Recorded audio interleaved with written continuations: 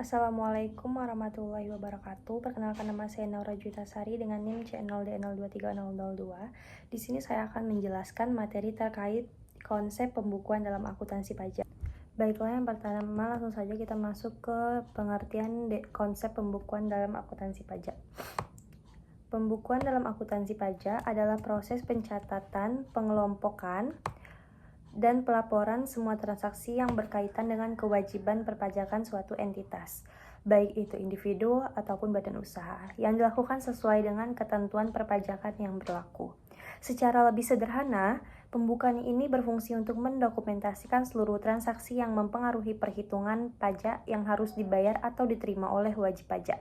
Pembukuan ini mencakup seluruh transaksi yang terkait dengan penghasilan, biaya, aset atau kewajiban pajak, serta transaksi lainnya yang berhubungan langsung dengan kewajiban perpajakan suatu entitas.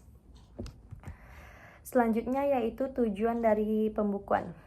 Yang pertama, memastikan kepatuhan terhadap peraturan pajak. Salah satu tujuan utama dari pembukuan adalah untuk memastikan bahwa setiap transaksi yang relevan tercatat dengan benar dan akurat sesuai dengan peraturan perpajakan yang berlaku. Hal ini akan membantu wajib pajak untuk memenuhi kewajiban perpajakan mereka dan menghindari masalah hukum atau denda akibat ketidaktepatan pelaporan pajak. Lalu yang kedua yaitu menjamin akurasi perhitungan pajak. Pembukuan yang baik memungkinkan perhitungan pajak dilakukan dengan lebih akurat. Setiap transaksi yang tercatat dengan jelas dan terperinci akan memberikan informasi yang diperlukan untuk menghitung pajak dengan tepat, baik itu pajak penghasilan, pajak pertambahan nilai atau PPN, ataupun jenis pajak lainnya. Lalu yang ketiga itu ada mempermudah proses pemeriksaan pajak.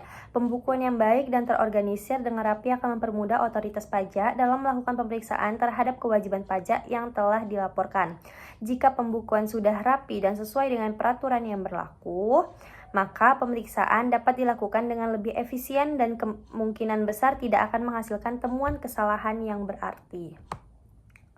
Lalu yang keempat yaitu menyediakan informasi keuangan yang jelas.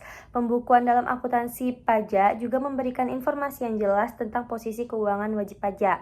Hal ini penting bagi pengusaha atau individu yang ingin merencanakan keuangan atau melakukan analisis pajak untuk menemukan cara-cara yang dapat mengoptimalkan kewajiban pajak mereka. Misalnya, dengan melakukan perencanaan pajak yang tepat, wajib pajak dapat memanfaatkan insentif pajak atau pengurangan pajak yang berlaku. Dan yang terakhir yaitu tujuannya untuk menghindari resiko denda dan sanksi pajak. Kesalahan dalam pembukuan atau pelaporan pajak dapat berujung pada denda dan sanksi administratif yang cukup besar. Pembukuan yang besar dan sesuai dengan peraturan akan menghindarkan wajib pajak dari resiko tersebut, mengurangi kemungkinan terjadi sengketa pajak, serta memberikan perlindungan hukum bagi wajib pajak. Selanjutnya yaitu prinsip dasar dalam pembukuan. Dalam praktiknya, terdapat beberapa prinsip dasar yang harus diperhatikan dalam pembukuan untuk tujuan akuntansi pajak. Beberapa prinsip tersebut antara lain yang pertama, prinsip kebenaran. Semua transaksi yang dicatat dalam pembukuan harus sesuai dengan fakta dan data yang sesungguhnya, tanpa ada pengurangan atau penambahan yang tidak wajar. Lalu yang kedua yaitu prinsip kewajaran. Pembukuan harus dilakukan secara adil dan transparan, mencatat semua transaksi tanpa ada diskriminasi atau pengabaian terhadap transaksi yang relevan. Yang ketiga yaitu prinsip kepatuhan dan peraturan perpajakan.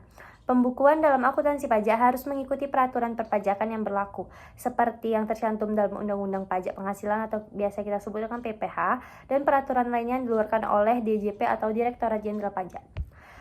Lalu yang keempat itu ada prinsip keterlacakan. Semua transaksi yang harus dapat ditelusuri dengan jelas ke sumbernya, misalnya melalui faktur atau bukti transaksi lainnya untuk memudahkan verifikasi oleh pihak yang berwenang. Selanjutnya proses pembukuan.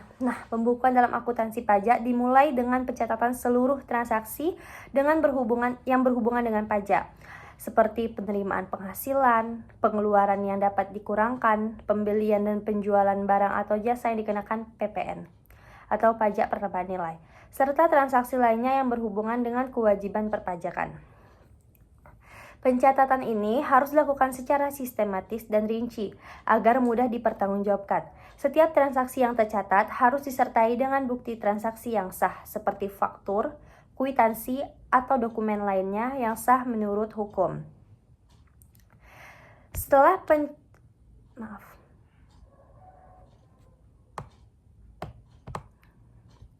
Setelah pencatatan dilakukan, tahap selanjutnya adalah pengelompokan transaksi. Pengelompokan ini bertujuan untuk memisahkan antara jenis-jenis transaksi yang berbeda, misalnya penghasilan bruto, biaya yang dapat dikurangkan, pengeluaran yang berhubungan dengan PPN, hingga aset tetap yang memiliki implikasi terhadap pajak. Pengelompokan transaksi yang tepat dan sesuai dengan aturan perpajakan ini sangat penting, karena kesalahan dalam pengelompokan bisa berakibat pada perhitungan pajak yang salah.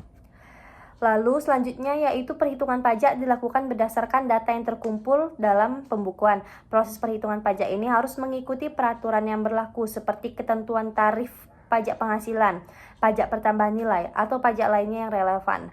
Pembukuan yang dilakukan dengan cermat dan akurat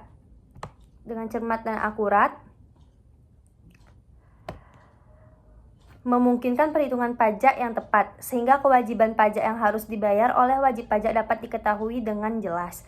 Yang terakhir yaitu pembukuan dalam akuntansi pajak juga melibatkan penyusunan laporan pajak, baik itu laporan pajak massa seperti SPT, masa PPN, maupun laporan pajak tahunan seperti SPT tahunan PPh badan ataupun PPh orang pribadi. Laporan-laporan ini harus mencerminkan seluruh transaksi yang tercatat dalam pembukuan dan harus disampaikan tepat waktu kepada otoritas pajak sesuai dengan ketentuan yang ada. Baiklah, sekian penjelasan materi dari saya. Apabila ada salah mohon dimaafkan. Saya akhiri dengan wabillahi taufik wa hidayah. Wassalamualaikum warahmatullahi wabarakatuh.